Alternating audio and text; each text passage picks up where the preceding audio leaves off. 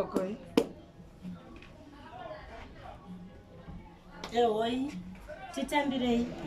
Ehoi. Makadini. Tiripo makadio mai. Ndiripa hangu. Ndingaonewo here Ken. Aiwa Ken achangobva kubuda izvozvizvi. Ndimi here vemashitsi akasiyiwa kwaakatenga mashitsi atondisiyira mari. Ati vakangosvika muvape mari yavo.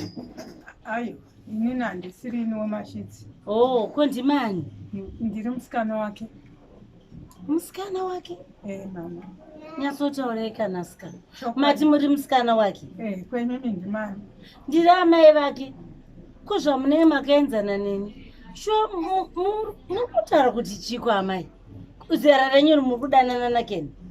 Ndatoo nemimbi mama. Kwete kutodanana. Amai muchiita zvimwe zvemafungo. Mune chokwadi here zvamuri kutaura izvi? Chokwadi ndo chamurikuona ichi mama. Imi munotenge mombe kwandiri ndimo akuti muri kudana nemwana wangu. Mombe pakuru. Munoziva kuti Ken ane makore mangani? Muri kureva mombe pakuru. Ane 24 years. Mune makore mangani? Amai hatidi miedzi yakasunga madhuku. Hamungangobva kwamunobva mosvikoti pana hanzi dzayazotizira. Handiti munoziva mama kuti rudo haruna kana zera. Oh, haruna zera nhai. Kubva mirai.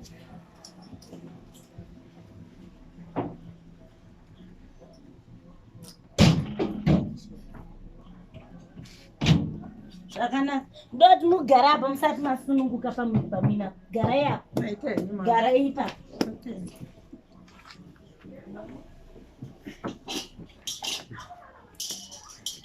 Kana munhu ati haana zera achida kuita hurora, oita hurora mapuretesa ane tinoda kusukwa. Ati makuda tamukadzi wepano. Mukadzi wepano tine kapeti ichangobva kubviswa nevana, ida kugezwa. Bese akazara. Zvese chitotangidzai washe nati mati mauya mamuroro pano. Itai washe nese. Muroro pano hapana tete mukona kukura kwakaita yadhedu. Pano panoshandwa. Kana mafunga kuti Ken muri kumuda, mozoti motosinga. But pazera renyu handizvo muchazvikwanisa here.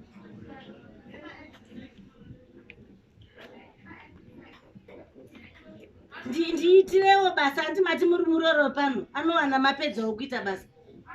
Anoti kuwachapa nelavhu zvinosangana pari. Amai kona ndibvunza zvisina njere. Nokuti zera renyu munotoziva kuti kana munhu atizira kudai, pamuchapa anoenda panotoshandwa panoitwa basa. Toita child abuse. Abuse kunani? This child. Ndiitirewo basa chirungu chenyu sire kunze kwegedhi. Mauya pano muchiti muri muroro pano, nyatsoshandai. Zvese izvo sukai, iyo pota ina ucheneswa nevana munyatsokwenga zvakanaka.